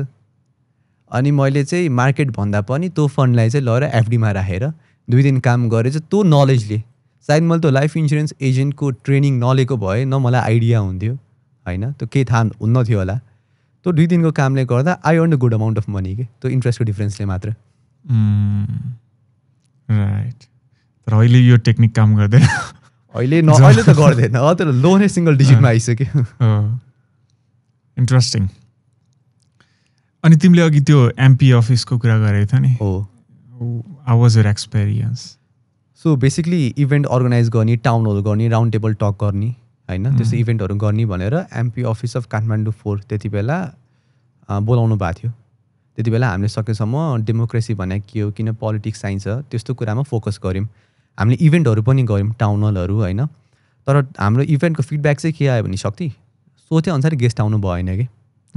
अनि हामीले के बुझ्यो भने अब हामीले गरे इभेन्टमा गेस्टहरूलाई बोलाउने होइन कि, हामी चाहिँ गेस्टहरूसम्म पुग्नु पऱ्यो थ्रु डिजिटल मिडिया। गेस्टहरूको चाहिँ मोबाइलभित्र पुग्नु पऱ्यो होइन। त्यहाँबाट अब त्यसै खालको कन्टेन्टहरू डिजिटल कन्टेन्टहरू पनि बनायौँ होइन। अनि I got offer from MP office of Kathmandu 5 कि अब हाम्रो पनि we also want to do few event. Okay MP अफिसै भनेको के हो त्यो क्लियर? एमपी अफिस भनेको जुन सांसद हुनुहुन्छ नि, मेम्बर अफ पार्लियामेन्ट, उहाँको काम गर्ने उहाँको एउटा अफिस जसमा चाहिँ अब रिसर्चरहरू हुनुहुन्छ होइन। सो एभ्री रिप्रेजेन्टेटिभ हेज छैन होला, भेरी फ्यु। अनि त्यति बेला चाहिँ आई रिमेम्बर मैले 22जना इन्टर्न हायर गरेको थिएँ, अनि I was the campaigning coordinator. अनि क्याम्पेनिङ भनेको चाहिँ मैले यो कन्सेप्ट रिपब्लिकन पार्टी अफ केन्टिकीबाट ल्याएको थिएँ कि। मैले जुन एमपी अफिस अब काठमाडौँ 4 को अफिसबाट चाहिँ मैले जतिजना मान्छे भेटाएको थिएँ, नेटवर्किङ जतिसँग भयो, क्याम्पेनिङ कसरी गर्नुपर्छ, फर इक्जाम्पल आफ्नो अपोजिसनलाई गाली गलोज गर्नुहुन्न होइन, त्यस्तो कुरा ध्यानमा लिएर चाहिँ हामीले क्याम्पेनिङ पनि गऱ्यौँ। अनि क्याम्पेनिङ गर्दाखेरि चाहिँ हामीले उहाँलाई भोट हाल्नुहोस् कहिले पनि भनेनौँ कि। हामीले के मात्रै भन्यो नि युथहरूलाई, हामी यो क्यान्डिडेटको रिप्रेजेन्टेटिभ हो, अनि त्यसपछि हामीले चाहिँ तपाईँहरूलाई डेमोक्रेसी भने के हो, पोलिटिक्स भने के हो, इलेक्सन सिस्टम भने के हो होइन. इलेक्सनमा तपाईँले किन भोट हाल्नुपर्छ, वाइ यो भोट म्याटर्स, कन्ट्रीलाई किन एउटा राम्रो रिप्रेजेन्टेटिभ, किन राम्रो क्यान्डिडेट चाहिन्छ, त्यो कुरा चाहिँ उहाँलाई हामीले एक्सप्लेन गऱ्यौँ कि. तर यो काम त निर्वाचन आयोगको हुनुपर्ने हो है मेनली कि. निर्वाचन आयोगको हुनुपर्ने हो. तर यो तिमीहरूले गर्दाखेरि चाहिँ अलिकति इन्डाइरेक्ट रूपमा भए पनि त्यो रिप्रेजेन्टेटिभको पिआरमा अथवा एडभर्टिजमेन्टमा हेल्प गर्यो नि त कतै न कतै. रिप्रेजेन्टेटिभको पिआर एडभर्टिजमेन्ट भन्दा नि मैले जुन रिप्रेजेन्टेटिभलाई को क्याम्पेनिङ गरेँ नि, मलाई उहाँको आइडियोलोजी एकदम मन पर्थ्यो कि. He was a young leader होइन, अहिले हेल्थ मिनिस्टरै हुनुहुन्छ. अनि उहाँको पास्ट वर्कहरू पनि, मिस्टर पौडेल, पास्ट वर्क पनि राम्रो थियो. My team was also very excited होइन. उनीहरूले काम गर्दा नि उनीहरूलाई कुनै प्रेसर थिएन नि त, यो बोलर तँ नबोल भन्ने थिएन. अनि रमाइलो हिसाबले काम गऱ्यौँ. कोभिडको बेला एकदम धेरै फ्रस्ट्रेसन पनि थियो कि. अनि मेरो जुन क्यान्डिडेटको अपोजिसनमा हुनुहुन्थ्यो नि, उहाँ चाहिँ डेपुटी प्राइम मिनिस्टर हुनुहुन्थ्यो कि कोभिडको टाइममा. अनि त्यो हिसाबले पनि क्याम्पेनिङ वाज अ सक्सेस. अनि धेरै मान्छे चिनियो पनि, एउटा नेटवर्क पनि बन्यो, ग्रुप पनि बन्यो. त्यसले चाहिँ मलाई पछि स्टक मार्केट या म मुक्तिनाथ क्यापिटल जोइन गर्दाखेरि पनि मलाई हेल्प गर्यो कि. Nice nice. अब त्यही त नि हामी पढ्दै गर्दाखेरि पनि 10+2 मा कतै न कतै इङ्गेज हुन त सकिन्छ नि त. अनि त्यसले चाहिँ मार्केटको बारेमा हामीलाई धेरै कुरा सिकाउँछ कि, how to deal with people, how the things work होइन, हाउ टु डु थिङ्स. यो कुराहरू निकै राम्रो यार, सानैदेखि यस्तोमा लाग्ने भनेको. ठिक छ, अब यो मोर अफ पोलिटिकल टक्स अथवा मार्केटमा सोसियल टक्स होला. हजुर. तर मजा आउने रहेछ यार यस्तो कुरा गर्न पनि. ल ठिक छ. मार्केटमा आउँदाखेरि चाहिँ हजुर अहिले तिमीले कस्तो तरिकाले किनबेच गर्छौ? What's your strategy? My strategy so simply म चाहिँ भल्युमलाई एकदम कन्सिडर गर्छु है. मार्केटमा कुनै अब इट डिपेन्ड्स अपन कस्तो ट्रेड मैले लिइरहेको छु. फर इक्जाम्पल अब जस्तो मैले रिसेन्ट ट्रेड लिएको, मैले राम्रो प्रफिट बुक गरेँ भने चाहिँ बिपिसिएलमा 90 रुपिस मैले बुक गरेँ, जुन अस्तिको एउटा राम्रो राइस पछि राम्रो फल आयो होइन. अनि यहाँबाट चाहिँ फर्किन्छ भन्ने हिसाबले मैले ट्रेड लिएँ. अनि माथि पुगेपछि जुन रिसेन्टली 2-3 दिन अगाडि नै मैले त्यसमा बुक गरेँ. अनि कतिपय केसमा म म्याकडी आरएसआईको डाइभर्जेन्स पनि युज गर्छु है, त्यसले पनि मलाई राम्रो रिजल्ट दिइरहेको हुन्छ. समटाइम्स मुभिङ एभरेज होइन. अनि कुनै कम्पनीमा केही स्टोरी छ भन्यो भने चाहिँ म केही टाइमसम्म त्यसलाई होल्ड गर्छु. जस्तो मैले जुन सोल्टी होटल मैले किनेँ होइन, मैले पहिला एनटिसी पनि मैले राम्ररी एक्युमुलेट गरेको थिएँ कि. एनटिसीमा चाहिँ म अलिकति बढी बायस नै थिएँ. मैले के हेरेको थिएँ भने एनटिसीको प्राइस 800 छ, बुक भ्याल्यु 593 थियो कि. अनि यो कम्पनी त लिक्विडेट भयो नि 593 त आउने रहेछ नि त, बुक भ्याल्यु पर सेयर त बुल मार्केटमा यति सस्तो छ भन्ने हिसाबले मलाई एनटिसीले मलाई इनिसियली त बढी रिटर्न दिएन. तर जब एनटिसीले त 20% बोनस अनाउन्स गरेपछि जुन उसको र्याली आयो नि, त्यति बेला चाहिँ मैले राम्रो रिटर्न पाएँ. सोल्टी होटलमा 2x रिटर्न पाएँ. लास्ट बुलको कुराहरू यो हो. तर एउटा कुरा छ नि, मार्केटमा चाहिँ there is something called luck factor. अर्को चाहिँ स्किल भन्ने हुन्छ. अब यो लकलाई ऱ्यान्डमनेस पनि भन्छ होइन. कुनै समयमा कुनै तरिकाले काम गर्यो भनेर त्यो अर्कोचोटि काम नगर्न पनि सक्छ कि, जस्ट बिकज अफ लक पनि हुनसक्छ. सो यही कुराहरू नै हामी पछि ट्राई आउट गर्दा गर्दै ट्रायल एन्ड एरर हुँदा हुँदै नै एउटा स्टेबल स्ट्राटेजी बनाउने हो नि त. तर फेरि यही जुन स्टेबल स्ट्राटेजी अहिले भनिरहेको छ त्यो सधैँभरि यसरी नै काम गर्छ भन्ने पनि हुँदैन. मार्केट इज अलवेज इभल्भिङ नि त. सो बेसिकल्ली तिमीले चाहिँ टेक्निकल फ्याक्टर नै हेर्छौ. टेक्निकल फ्याक्टरमा पनि फन्डामेन्टल भने फेरि नम्बर होइन. ओके टेल मी फन्डामेन्टलमा के हेर्छौ? फन्डामेन्टल जस्तै फर इक्जाम्पल एनजिपिएलको इन्भेस्टमेन्ट राम्रो थियो, और यसको यो कम्पनी इन्भेस्टमेन्ट थियो जो which are listed in stock market. यसले यो स्टेक बेच्यो भने यसले राम्रो रिटर्न जेनेरेट गर्न सक्छ. और सिम्पल शक्ति मैले एउटा रिलायबल लाइफ नेपाल इन्सुरेन्सको आइपिओ एनालिसिस गरेको थिएँ कि, एउटा भ्युवरहरूलाई एउटा सानो इक्जाम्पल दिउँ, एकदम यो चाहिँ एकदम लेम्यान भाषामा उनीहरूले बुझ्ने हिसाबले होइन. रिलायबल लाइफ नेपाल इन्सुरेन्सको एनालिसिस गर्दाखेरि चाहिँ अब हामी मुक्तिनाथ क्यापिटल टिम बसेर गरेका थियौँ. अनि त्यसमा एउटा रेसियोको मात्रै म कुरा हाल्छु है, त्यसमा धेरै कुरा छ, मैले सिम्पल बनाउँछु. एउटा रेसियो कस्तो थियो भने एजेन्ट कमिसन भन्ने थियो कि. त्यो डेटा अनुसार चाहिँ के थियो भने शक्ति नेपाल लाइफ एलआइसीहरूको एजेन्ट कमिसन चाहिँ 4% हुँदाखेरि रिलायबल लाइफको चाहिँ 13 थियो जस्तो लाग्छ कि मलाई एजेन्ट कमिसन. सो यो भने कस्तो भन्दाखेरि लाइफ इन्सुरेन्सको पोलिसी सेल गर्ने एजेन्टहरूले हो नि त. सो तिम्रो नेपाल लाइफहरूले चाहिँ उसको एजेन्टहरूलाई पोलिसी सेल गरे बापत 100 रुपियाँको प्रिमियम आएको बापत एजेन्टहरूलाई 4 रुपियाँ दिन्थ्यो भने रिलायबल लाइफ इन्सुरेन्सले चाहिँ 100 रुपियाँ प्रिमियम कमाछ भने उसले चाहिँ 13 रुपियाँ दिन्थ्यो उसको एजेन्टलाई। सो यो एउटा फन्डामेन्टल के भयो भन्दाखेरि नेपाल लाइफ र रिलायबल लाइफको सेम प्रिमियम छ भन्दाखेरि पनि नेपाल लाइफको रेभेन्यू त नेपाल लाइफको बढी भयो नि त। किन नेपाल लाइफले उसको एजेन्टलाई कम दिन्छ, रिलायबल लाइफले बढी दिन्छ, कस्ट कम भयो, कस्ट कम भयो होइन, उसको ग्रस मार्जिन बढी भयो। अब किनभने रिलायबल नेपाल लाइफ नयाँ कम्पनी भएर उसलाई मार्केटमा त्यस्तै पोलिसी मार्केटमा बिजनेस गर्ने भएर सायद उसले एजेन्टलाई एट्र्याक्ट गर्न पनि त्यो पोलिसी ल्या हुनसक्छ, एजेन्ट कमिसन बढा हुनसक्छ। तर त्यो एउटा फ्याक्टरले त दुईवटा कम्पनीको प्रिमियम बढ्दैमा लाइफ इन्सुरेन्सको फन्डामेन्टल राम्रो भयो भन्ने हुन्न नि त, अरू फ्याक्टरहरू पनि हुँदो रहेछ नि त। ब्याङ्कहरूको कि अब ब्याङ्कहरूको हेर्दाखेरि तिम्रो यो ब्याङ्कको डिपोजिट ग्रोथ यति छ, क्रेडिट ग्रोथ यति छ भन्छ नि। बिएफआइजहरूको चाहिँ फन्डामेन्टल एनालिसिस गर्ने एकदम गाह्रो कुरा किन छ भन्दाखेरि उनीहरूले जुन क्रेडिट दियो नि, जुन लोन दियो नि, त्यसको क्वालिटी कसरी थाहा पाउने कि। फर इक्जाम्पल हाइड्रो पावरको रेभेन्यू त फिक्स छ, उसलाई एफेक्ट गर्ने भने अब बाढीहरू यताउति एक्सटर्नल फ्याक्टर होला। इन्सुरेन्स कम्पनीको त्यही हो, प्रिमियम नै भयो होइन, रेभेन्यू अपरेसनबाट। ब्याङ्कहरूले त क्रेडिट बढा छ अरे, तर यो क्रेडिट बढ्ने बित्तिकै उसको प्रफिट पनि बढ्छ भन्ने ग्यारेन्टी के छ कि। अब अहिले एनआइबिएलकै एनआइएमबीको मर्जरमा भन्छ नि त, अब मार्केटमा फैलिएकै हल्ला, मेगाको टिमले एनआइबिएलको होलसेल लोन बिग्रायो भन्छ, एनआइबिएलको टिमले मेगाको रिटेल लोन बिग्रायो भन्छ होइन। तर मेगा त अग्रेसिभ क्रेडिट लेन्डिङमा गयो नि त। अब त्यसले गर्दाखेरि कुनै कम्पनीको क्रेडिट ग्रोथ एकदम राम्रो छ, तर उसले त्यो क्रेडिट दिएको पैसा उठ्छ कि उठ्दैन भन्ने त्यो त थाहा पाउन गाह्रो हुन्छ नि त बिएफआइसमा। क्वालिटी अफ इट्स एसेट त थाहा छैन नि त, अफ द बोरोवर भनौँ। राइट। अनि यसमा चाहिँ फ्लोर सिट एनालिसिसहरू गर्छौ कि गर्दैन? फ्लोर सिट एनालिसिस अब पहिला त तिम्रो लाइभ फ्लोर सिटै हुन्थ्यो जुन बन्द गरिदियो होइन। फ्लोर सिट एनालिसिस चाहिँ sometimes it can be misleading पनि कि।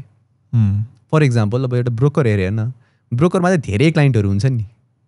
मानौँ त ब्रोकरले एउटा स्टक एकुमुलेट गरिरहेछ, त्यही ब्रोकरमा एउटा क्लाइन्ट छ, अरू एउटा ठुलै इन्स्टिट्युसनल इन्भेस्टर छ, अरू ठुलै फन्ड भएको मान्छे छ, उसलाई चाहिँ क्यास चाहिएर त्यो स्टक बेच्यो अरे कि।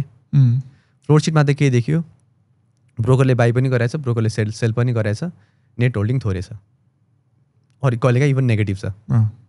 ब्रोकरले डिस्ट्रिब्युट गरेर छ भने मेसेज गयो, त्यसलाई भाइस भर्सा गरिदियो।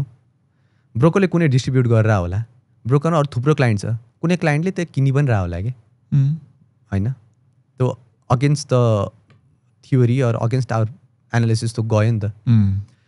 त्यस्तै गरी शक्ति मार्केटमा चाहिँ अब आई फ्यु फ्रेन्ड्स होइन हु इन्भेस्ट इन गुड अमाउन्ट, उनीहरूले चाहिँ कतिवटा कम्पनीको सेयर होल्डिङ लिस्ट पनि निकाल्छ कि। सबै क्यापिटलहरूमा गएर उनीहरूले एप्लिकेसन दिएर, किनभने they manage a good fund. अनि एउटा के देखियो भने शक्ति, एउटा ब्रोकरबाट कतिवटा कुनै स्टक बाई भएको छ, अनि त्यो बाई भएको सेयर होल्डिङ लिस्टमा त्यो रिफ्लेक्ट पनि भएको छ कि। तर 2-3 महिनापछि त्यही सेयर होल्डिङ लिस्ट निकाल्दाखेरि त्यो मान्छेको नाम छैन, तर जब कि फ्लोर सिटमा त्यो ब्रोकरबाट ठुलो सेल आएकै छैन। मार्केटमा लुपहोल एक्जिस्ट गर्दो रहेछ। यो चाहिँ किन भा होला भन्दाखेरि चाहिँ सायद अब दुईवटासम्म डिम्याट अकाउन्ट त खोल्न पाइयो नि त होइन। एउटा डिम्याट मानौँ 1 नम्बर ब्रोकरसँग छ, अर्को डिम्याट 2 नम्बर ब्रोकरसँग छ। उसले के गर्छ, 1 नम्बर ब्रोकरबाट किन्छ, त्यो डिम्याटमा आयो, त्यो डिम्याटबाट उसले आफ्नो नामको सेयर अर्को डिम्याटमा बिओ टु बिओ ट्रान्सफर त गर्न मिल्यो नि त। त्यो 1 नम्बरमा भएको ब्रोकरको सेयर कहाँ गयो, 2 नम्बरको म्याप भएको डिम्याटमा गयो, अनि 2 नम्बरबाट उसले सेल गर्यो कि। त्यो नि पोसिबिलिटी त छ, मैले यो भएको छैन भन्दा पनि एउटा लुप होल त रहेछ नि त मार्केटमा। सो यसको त मिसयुज त हुन सक्यो। Right. Okay let me clarify this a bit होइन, सजिलो तरिकाले। नर्मली फ्लोर सिटमा हामीले के हेरिन्छ भन्दाखेरि कुन ब्रोकरले कति उठाएछ र त्यसको होल्डिङ कति छ, अनि त्यसले बेच्यो कि बेचेन भनिन्छ नि त। अब त्यहाँनिर फ्लोर सिटमा चाहिँ कुनै ब्रोकरको होल्डिङ एकदमै धेरै छ अरे भने त्यो रियालिटीमा उसको होल्डिङ नहुन पनि सक्छ कि। फ्लोर सिटको चार्टमा चाहिँ देखिरहेछ, तर हुन पनि सक्छ नहुन पनि सक्छ। नहुन किन सक्छ भन्दाखेरि उसले चाहिँ ब्रोकर थ्रु नबेचे पनि बिओ टु बिओ ट्रान्सफर गरेर, डिम्याट टु डिम्याट ब्याक एन्डमा ट्रान्सफर गरेर त्यसरी पनि चाहिँ उसको होल्डिङ अलरेडी ट्रान्सफर भइसकेको हुन सक्दो रहेछ राइट हो त्यो त्यही त नि हामीले चाहिँ स्टक मार्केटमा केही कुरा पनि हेरिरहेको छ भने अलिकति इनडेप्थमै गएर हेर्नुपर्ने रहेछ अब टेक्निकलमै पनि मैले पर्सनल्ली त my strategy is more of technical focused 80-90% ज्यादातर वेटेज मैले टेक्निकललाई दिन्छु त्यो पनि अझ स्विङ ट्रेडिङमा पोजिसनल ट्रेडिङमा it's a different thing floor sheet हेर्दिनँ तर त्यही फ्लोर सिटमा पनि मैले चाहिँ ऱ्यान्डमनेस देखिरहेको थिएँ कि इनिसियल फेजमा जब मैले सुरु गरेको थिएँ but you brought of a good point जसले फ्लोर सिट अर्को कुरा जोड्नु सक्थेँ टेक्निकल एनालिसिस पनि अलिकति विचार गरे हुँदैन कि उहाँहरूको कुरा हुन्थ्यो कि दाइ म्याकडीमा तलबाट माथि काट्यो बाई सिग्नल जेनेरेट भयो नि माथिबाट तल काट्यो सेल सिग्नल जेनेरेट भयो नि होइन अरू आरएसआईमा अब कहाँबाट यो कन्सेप्ट ल्याउँछ मलाई थाहा छैन होइन मैले कस्तो पनि भेटेको छु नि दाइ आरएसआई 70भन्दा माथि गएपछि सेल गरिहाल्नु पर्ने रहेछ है 40भन्दा तल आएपछि चाहिँ आरएसआई 30तिर आयो भने चाहिँ बाई गरिहाल्नु पर्ने रहेछ है भन्ने जुन कन्सेप्ट छ नि त्यो नि रङ हो कि अनि मान्छेले टेक्निकलै काम गर्दैन म्याकडीमा बाई सिग्नल दियो भोलिपल्ट सेल सिग्नल दिन्छ के हो यो भएन भन्छ नि त त्यो पनि अलिकति टेक्निकल एनालिसिस पनि नजाने हो कि द्याट्स ओभर सिम्प्लिफिकेसन सुरुमा त्यो हुन्छ अब आरएसआई त 70 भन्दा माथि गएपछि त स्टकमा झन् मोमेन्टम देखिने भयो नि त राइट आरएसआई 30 भन्दा तल बसिरहेछ भन्दा त्यो स्टक त अझै बियरिश जोनमै छ अझै तल आउन सक्छ कहिलेकाहीँ त्यो स्ट्राटेजी काम पनि गर्न नसक्छ कि अब अहिले एनआरएनको र्याली हेर 2000तिर छ एनआरएन 1000 हुँदैन आरएसआई 70 माथि थियो होला जसले एनआरएन त्यो लेभलमा बेचेर आरएसआई 30 भएको स्टक किन्यो उसले त रिटर्न जेनेरेट गरेन होला राइट एउटा स्टोरी म तिमीलाई सेयर गर्छु यो चाहिँ म जब नेप्से 3200तिर थियो नि त्यति बेला म पनि इन्भेस्टमेन्ट कम्पनीमा काम गर्थेँ त्यति बेला एकजना क्लाइन्ट हुनुहुन्थ्यो अनि क्लाइन्टले चाहिँ म पनि त्यहीँ थिएँ हजुर उहाँले के भन्नुभयो भने यो स्टक मैले टेक्निकल हेरेर किनेको तर लस भयो भन्नुभयो कि टेक्निकलमा के हेर्नुभयो भने चाहिँ एडिएक्स 25 माथि गएको थियो भन्नुभयो कि अनि जस्ट उहाँको चाहिँ के एजम्सन भन्दाखेरि एडिएक्स यदि 25 माथि गयो भने पुग्यो द्याट्स अ बाई कल भन्ने चाहिँ उहाँको एजम्सन रहेछ सो क्लियर पिक्चर त बुझ्नुपर्छ मार्केटमा तिमीले पर्सनली भोल्युम एनालिसिसको कुरा गरेको थियो भोल्युम हेर्छु भन्यो प्राय के हेर्छौ भोल्युममा चाहिँ भोल्युममा नि मुभिङ एभरेज हाल्न मिल्छ नि बढी आयो होइन ब्रेकआउट भयो त ब्रेकआउटमा भोल्युमले पनि साथ दिएको छ भन्यो भने त कुनै ठुलो फन्ड छिर्या भने भयो नि त या मानौँ कुनै स्टकको भोल्युम जस्ट 25 को आसपासमा आइरहेछ अनि त्यो स्टकको भोल्युम अचानक 100 पुग्यो भने त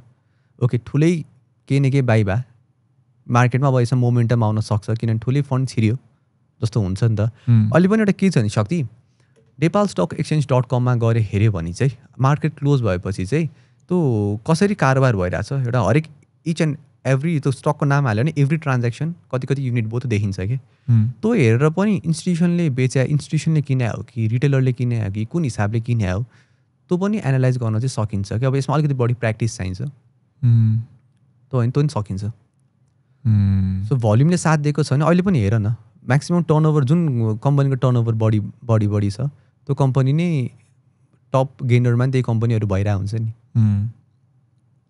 जस यदि त्यो टर्नओभर धेरै भइरहेको छ भोल्युम धेरै भइरहेको छ भने समथिङ इज कुकिङ फेरि भोल्युम क्यान बी मिसलिडिङ पनि है अफकोर्स तिमी 2021 देखि हेर जुन दिन 2021 एन्ड 2021 को स्टार्टिङदेखि नै हेर होइन जुन दिन सबभन्दा बढी भोल्युम आइरहेछ नि म्याक्सिमम् त्यही टाइमदेखि मार्केट बियरिस गएको छ कि मार्केट घटाएछ कि बियरिस गएको छ नभनौँ घटाएछ कि जुन दिन जस्तो मार्केटमा भनौँ न मार्केट माथि गइरहेछ जुन दिन चाहिँ सबभन्दा बढी भोल्युम आयो नि त्यसो भोलिपल्टदेखि चाहिँ इन्डेक्स कम भइरहेछ कि नेप्से इन्डेक्समै हेरे हुन्छ कि भ्युवरहरूले होइन distribution volume so how do we differentiate is this genuine volume होइन बायर साइड एग्रेसनको भोल्युम अर सेलर साइड एग्रेसनको भोल्युम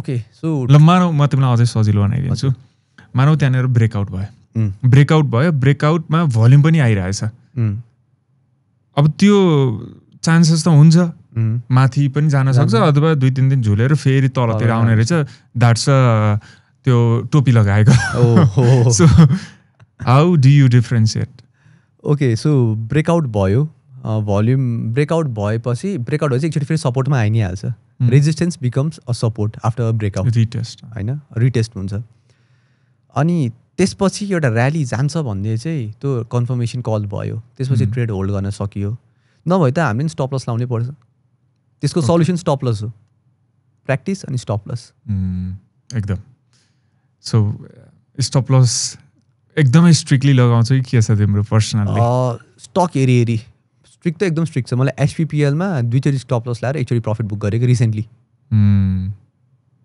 सो ओके अनि नर्मल्ली तिम्रो ट्रेड लिँदाखेरि चाहिँ कति जति प्रफिट एम गर्छौ अथवा टार्गेट कसरी सेट गर्छौ अब डिपेन्ड्स अपन मैले कस्तो ट्रेड लिएर हो फर इक्जाम्पल अब मैले अहिले नै भने रिसेन्ट मेरो बिपिसिएलको ट्रेड मैले 90 कमाएँ मैले त्यति सोचेकै थिएन कि मैले 10 to 15% स्विङ आउँछ होला त्यो भने 40 to 60 त्यसमा एक्जिट हुन्छ सोचेको थिएँ तर राम्रै बढ्यो कि अनि त्यसमा नि मैले भल्युम हेरेको शक्ति बेच्छु भनेको भल्युम एकदम राम्रो आइरहेछ बढिरहेछ कि त्यही मैले अलि बिस्तारै बिस्तारै बिस्तारै गरेर एक्जिट लिएँ कि सो त्यो टार्गेट पनि डिपेन्ड्स अब जस्तो मैले जुन सोल्टी होटल एनालिसिस गर्दै गर्दै किनेँ नि त्यसमा मेरो एक्सपेक्टेसन अलिकति 2x 3x नै थियो तर मैले 2x रिटर्न चाहिँ बनाएँ so depends upon the company okay अनि लसहरू चाहिँ कस्तो भएको छ लस पनि भएको छ अब रेगुलर स्टप लसको कुरा छोडिदिउँ what was your biggest loss Shakti maybe holding NIC Asia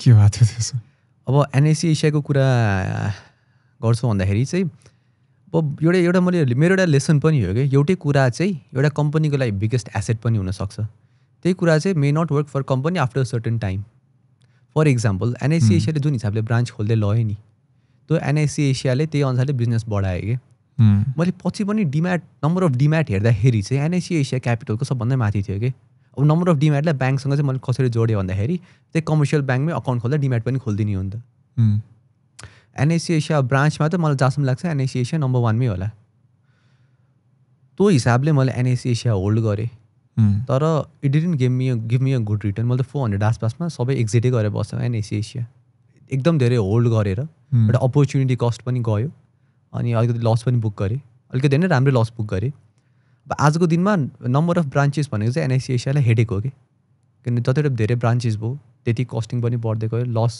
हुने चान्स पनि छ अब हाम्रो कन्ट्री हेर्छ भने चाहिँ ब्रान्चलेस ब्याङ्किङमा गइसक्यो होइन 2 वर्ष अगाडि त पैसा डिपोजिट गर्ने एउटा एटिएम जस्तो एउटा ऊ पनि एडभर्टिजमेन्ट मैले देखाए जस्तो लाग्छ कि नबिलको कि कसको थियो ओहो डिपोजिट गर्ने एटिएम मेसिन अब एफडी अगेन्स्ट लोन त मोबाइल ब्याङ्किङबाटै अप्लाई हुन्छ न्यू ब्याङ्किङ भन्ने कन्सेप्ट आएको छ कि अहिले हो त्यो भनेको बेसिकली ब्रान्चलेस ब्याङ्किङ हो घरै पछि एनआइसी एसिया ब्याङ्क हुन्थ्यो भन्थ्यो नि एकदम हो तर मैले यही हेरिकन नै मैले पनि एनआइसी एसियामा चाहिँ गरेको थिएँ एक टाइममा राम्रो रिटर्न पनि दियो शक्ति बुलमा 600 को 900 पनि पुऱ्याइदियो पछि त्यही 600 को 400 पनि बेच्न लगायो कि राइट यो मार्केटमा कित्ता खोज्ने भन्छ नि थाहा छ तिमीलाई थाहा छ कित्ता खोज्ने भन्छ नि हुन्छ कित्ता खोज्ने काम हुन्छ ठुलोले कित्ता खोस्यो भन्छ कि अनि म चाहिँ कित्ता कसरी खोस्यो भन्छु कि तपाईँको टिएमएसमा आएर उसले बाई सेल गर्दै हो र भन्छु कि बाई सेल आफूले गरे हो कित्ता खोज्ने भने त त्यही सेल गरेर त कित्ता खोज्थ्यो नि सेल आफूले गर्ने अरूले कित्ता खोज्थ्यो भनेर मिल्दैन नि त ऊ म्यानिपुलेट भएको हो त्यसको लागि चाहिँ अब त्यही हो आफ्नो पैसा हो होइन अलिकति मार्केटमा आफूलाई चित्त बुझाइ छैन भने चाहिँ त्यति बेला अब एउटा डिसिप्लिनमा बसेर ट्रेड गर्नु पऱ्यो इन्भेस्टमेन्ट गर्दा नि डिसिप्लिनमा बस्नु पऱ्यो अरू आएर तिमीलाई जबरजस्ती घाँटी न्याकेर बेच्न लाए त होइन नि त कसरी किता खोस्यो भन्न मिल्छ कि अब त्यही हो अब जस्तो मार्केट पनि हेर न अब अहिले रिसेन्टली पनि गभर्नर आयो यति पुग्छ अब यो गभर्मेन्ट आयो 3200 कटेपछि केक काट्ने अब मान्छे त्यही फ्लोमा जान्छ नि त केक काट्ने चक्करमा 3000मा नि किन्यो होला 2900मा किन्यो होला केक काट्ने टाइम त आएको छैन हुन त हुन्छ मार्केटमा तिम्रो त्यो यस्तो खालको इम्पल्स क्रिएट गराइन्छ कि ल किनौँ बेचौँ त लाग्छ नि त तर ultimately it's up to us हामी डिसिप्लिन भएर आफ्नो प्लान आफ्नो एनालिसिस फलो गरिरहेछौँ भने त द्याट थिङ डजन्ट नयाँ इन्भेस्टर कमाउन आएको हुन्छ प्रायः जस्तो नयाँ इन्भेस्टर आइपिओबाट आउँछ जसमा उसलाई 2x 3x इजी उसले इन्कम बनाइसकेको हुन्छ आइपिओबाट अनि त्यही ठाउँमा 20% को लस देख्यो भने त आत्तिहाल्छ नि अनि जहाँ बेचेर निस्किन्छ त्यही त्यो स्टकको सपोर्ट भइदिन्छ त्यहाँबाट माथि गइदिन्छ कि हो किनेपछि घट्छ बेचेपछि बढ्छ भन्छ नि राइट मैले तिमीलाई यो अक्सनको कुरा सोध्छु है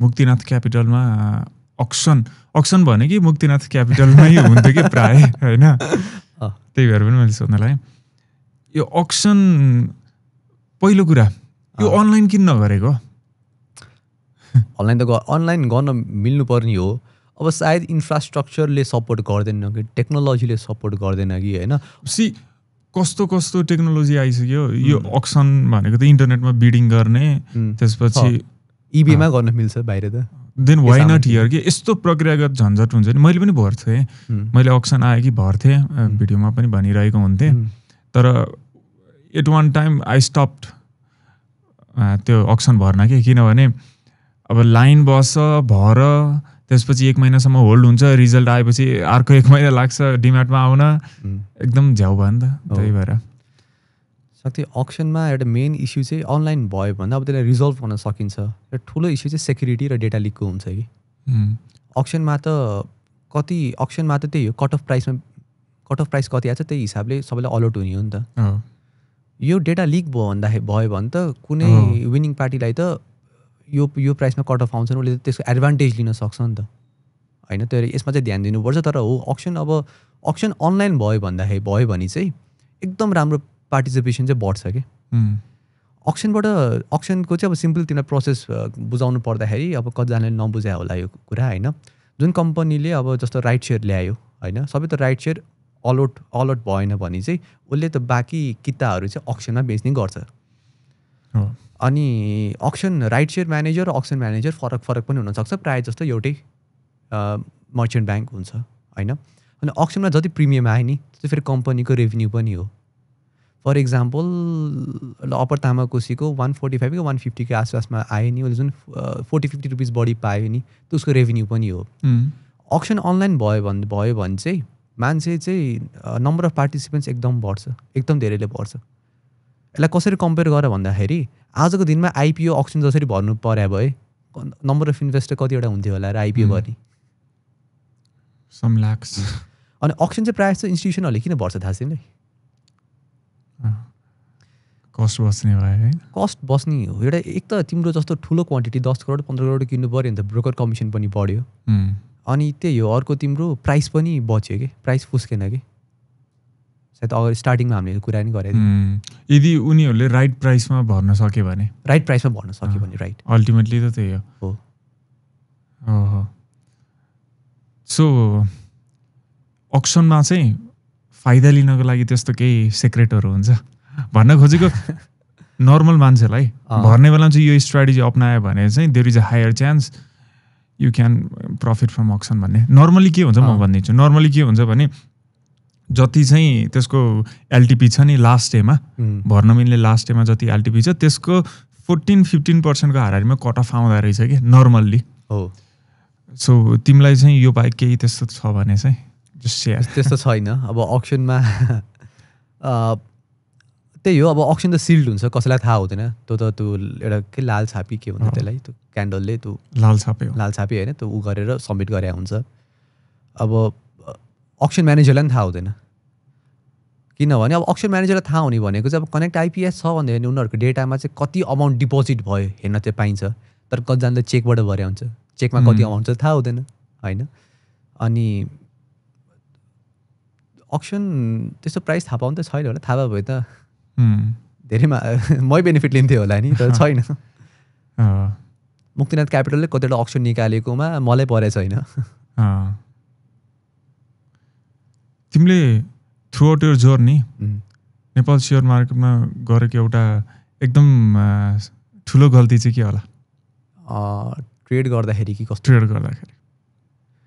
ट्रेड गर्दाखेरि हुन्छ नि कुनै ठुलो मिस्टेक गर्यो भने जस्तो ठुलो मिस्टेकहरू त धेरै नै भइरहेको हुन्थ्यो शक्ति होइन तर मलाई त्यही त मैले फेरि त्यो स्टकबाट मैले एकदम राम्रो रिटर्न पनि जेनेरेट गरेपछि एनटिसीबाट के बुल मार्केट हुँदाखेरि चाहिँ मैले एनटिसीबाट खासै राम्रो रिटर्न जेनेरेट गर्न सकेको थिइनँ किनभने एनटिसीमा एकदम इन्डिभिजुअल ट्रेड एनटिसी मैले यो टाइममा किन्यो अर्को टाइममा these two are different trade talking about individual trade maybe मेरो एकचोटि के भएको थियो भने म ओभर एक्साइटेड भएर एकदमै ठुलो पोजिसन साइजिङ गरिदिएको थिएँ कि अनि पछि मैले स्टप लस त काटेँ तर काट्दाखेरि पनि अमाउन्ट वाइज ठुलो हुन गऱ्यो बिकज मैले धेरै किता किनेको थिएँ नि त मेबी एएचपिसी एभरेजिङ गर्दाखेरि त्यो चाहिँ मेरो मिस्टेक थियो है मैले पछि एभरेजिङ गरे प्राइसको नि स्टप लस लाउनु परेको थियो कि जुन रेटमा मैले एभरेजिङ गरेँ त्यो रेटभन्दा पनि तल गएर बेच्नु परेको थियो कि त्यो एभरेजिङ चाहिँ रङ प्राइसमा गर्दाखेरि चाहिँ म सबभन्दा ठुलो मिस्टेक चाहिँ त्यही मान्छु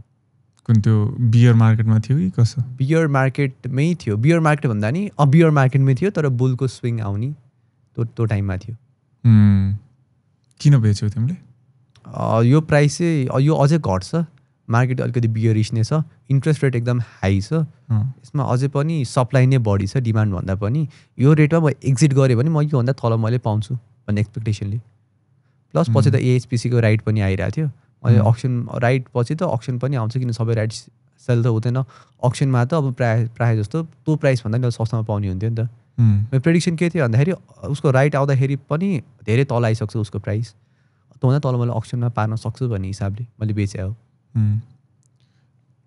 अहिले पनि तिमी मुक्तिनाथ क्यापिटलमा छौ कि छैन अहिले छैन मुक्तिनाथ क्यापिटलमा कस्तो एक्सपिरियन्स भयो ओभरअलमा ओभरअल एक्सपिरियन्स रमाइलो थियो सुरुमा रिसर्च मा अब तिम्रो न्युज लेटरहरू बनाउनेदेखि लिएर अब मेरो त्यति बेला मुक्तिनाथ चाहिँ मैले इन्ट्रेस्टिङ न्युज लेटरहरू निकाल्थेँ कि त्यसमा चाहिँ कस्तो भन्दाखेरि candlestick analysis Elliott wave analysis Bollinger band analysis होइन अनि त्यसपछि म चार्टको स्क्रिनसट लिँदै यो टेक्निक्स यो स्ट्राटेजी चाहिँ नेप्सेमा यति बेला काम गरेछ भनेर पनि देखाएको छु कि न्युज लेटरहरूमा त्यसपछि बिस्तारै अब मुक्तिनाथ क्यापिटलबाटै अब बस एउटा सानो टार्गेट दिनुभएको थियो 1 CR को पिएमएस 50 एउटा डिम्याट अकाउन्ट त्यो चाहिँ विदिन अ मन्थै मैले त्यो टार्गेट कम्प्लिट गरेको थिएँ अनि मुक्तिनाथ क्यापिटलमा मेरो जुन मैले पहिला काम गरेको थिएँ नि त्यसले चाहिँ that help me during my work at Muktinath Capital के अब मैले एक त क्लाइन्टहरूको फन्ड राम्ररी म्यानेज गर्नु पऱ्यो प्लस मैले कम्पनीलाई क्लाइन्ट पनि ल्याइदिनु पऱ्यो पोर्टफोलियो अनि as far as I remember मेरो नम्बर अफ र client with they over 25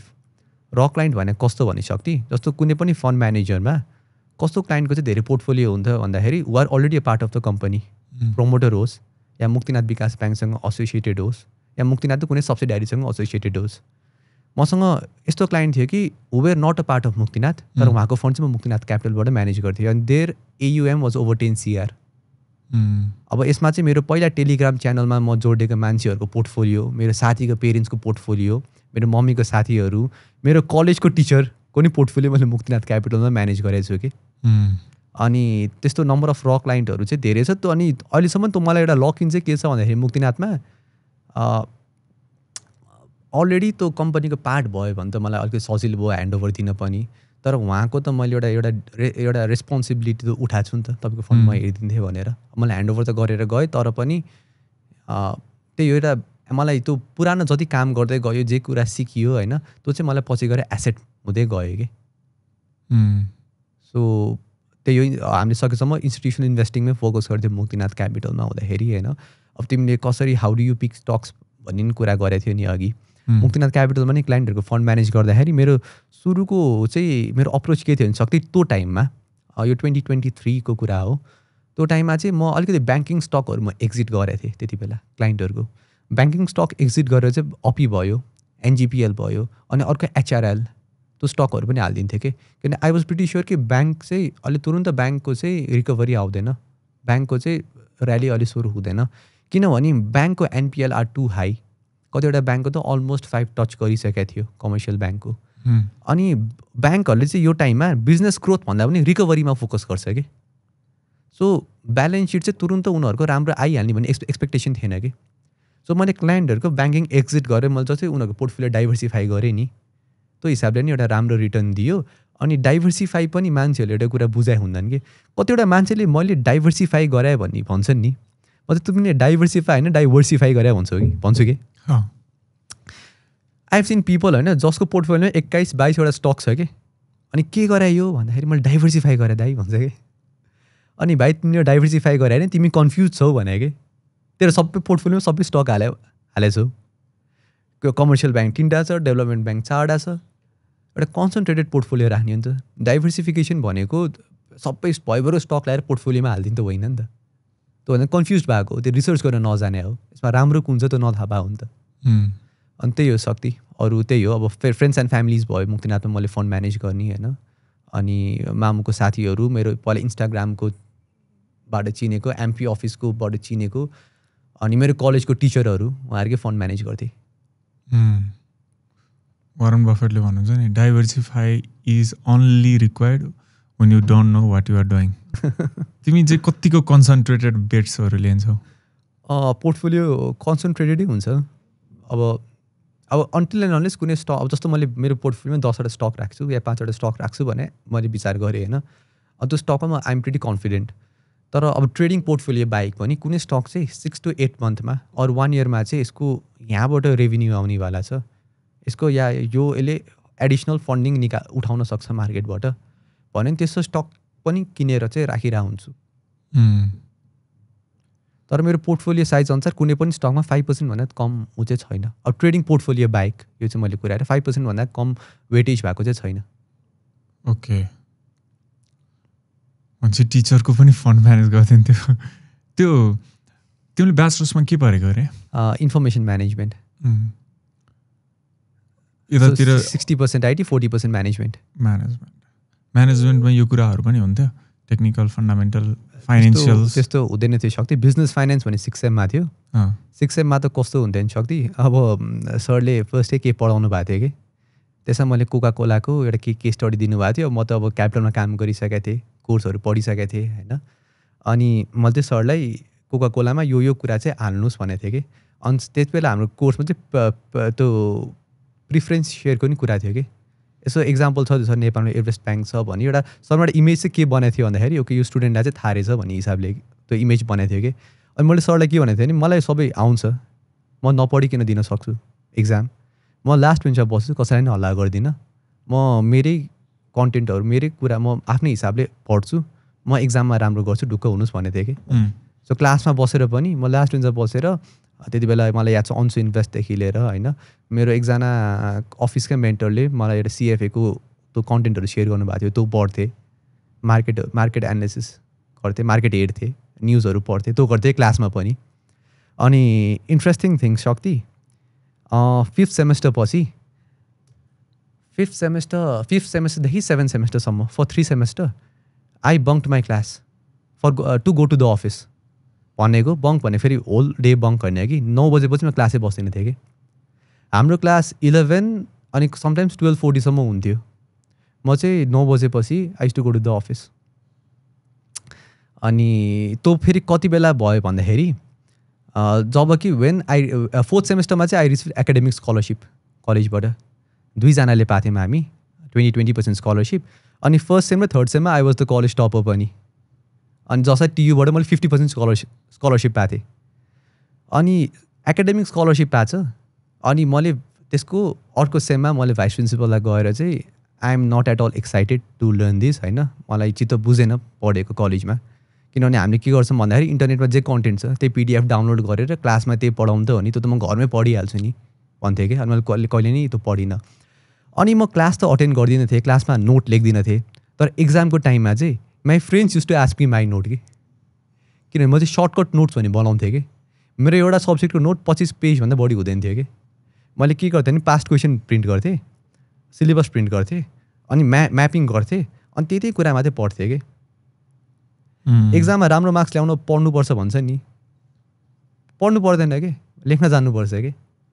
for example अब मलाई आइटीमा त खासै इन्ट्रेस्ट थिएन होइन, मैले के हेर्थेँ भन्दाखेरि यो क्वेसन म्याक्सिमम् 5 मार्क्सलाई आउन सक्छ, 5 मार्क्सलाई मैले लेख्नु भने 1 पेज हो, 1 पेजमा पनि मैले डायग्राम बनाउन मिल्छ, यति कन्टेन्ट मलाई आइपुग्छ, योभन्दा बढी म पढ्नु पर्दैन भन्ने हिसाबले प्रिपेयर गर्थेँ कि। त्यसले गर्दा पनि अब ब्याचलर्समा मेरो ग्रेड्स वर प्रिटी गुड, मेरो 3.67 भन्दा तल त कहिले पनि आएको छैन। सो कलेजमा चाहिँ अब टिचरको फन्ड म्यानेज गर्थेँ, त्यो टिचरको क्लास पनि आफ्टर 9 म निस्केको पनि छु। अनि 7th सेममा गएपछि चाहिँ त्यो मलाई त्यति बेला चाहिँ त्यो मेरो भाइस प्रिन्सिपलले पनि थाहा पाउनु भएको थियो यो कुरा 7th सेम गएपछि होइन। तर I took a hard decision सक्ति त्यो टाइम कलेजमा, किन भन्दाखेरि अब म त प्र्याक्टिकल एक्जाम सकेपछि नै I used to go to the office, class सकिने बित्तिकै I used to go to the office.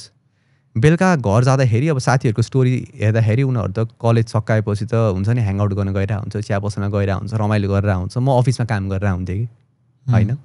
त्यति बेला स्केड्युल कस्तो थियो भने शक्ति, बिहान 5:30 उठेर कलेज गयो, 6:05 भित्र कलेज 6:05 भित्र कलेज पुगेन भने आइडी कार्ड खोसिन्थ्यो। अनि 6 to 9 कलेजमा, त्यसपछि अफिसमा, अफिसबाट 6 बजे घर पुग्यो, अनि 7 to 9:30 जिम। मेरो त्यति बेला इन्स्टाग्राम स्टोरी पनि कस्तो हुन्थ्यो भन्दाखेरि राति 8 बजे स्विमिङ गरेको, 9 बजे जिममा, त्यो स्टोरी हुन्थ्यो कि। सो एउटा हार्ड डिसिजन पनि थियो। अब मसँग दुईवटा अप्सन थियो, कि त कलेज यस्तै हो 4 वर्ष म यतिकै बस्नु पऱ्यो, कि त होइन मैले त मेरो ग्रोथ देखाएको छैन भने मैले त यसलाई च्यालेन्ज गरेर म आफू चाहिँ अगाडि बढ्नु पऱ्यो भन्ने हिसाबले आई टुक द्याट स्टेप कलेजको टाइममा। And what's your future plan now? Future plan अब अहिले त म ब्रेकमा छु, maybe I will join somewhere soon. So basically एचएसएमको नि अब मैले चाहिँ एचएसएमको नि फाइनल एक्जाम आइरहेछ, अलिकति फोकस गरेर एचएसएममा राम्रो ग्रेड ल्याउँछु भन्ने हिसाबले पनि हो। मेरो मैले भने नि बिफोर जोइनिङ मुक्तिनाथ क्यापिटल मेरो ग्रेड त 3.91 3.93 थियो होइन, त्यसपछि 3.7 सम्म झरेको थियो। एचएममा चाहिँ ल राम्रै ल्याउँछु, किनभने पछि मास्टर्सलाई बाहिर गयो भने स्कलरसिपलाई जो चाहिन्छ भन्ने हिसाबले। अनि प्लस त्यो एकदम रस पनि भइरहेको थियो कि शक्ति लाइफमा हुन्छ नि, working 15 to 16 hours a day, बिहान 5 बजे 5:30 बजे हिँडेदेखि बेलुका राति जिमबाट 9:30 बजे फर्किँदा।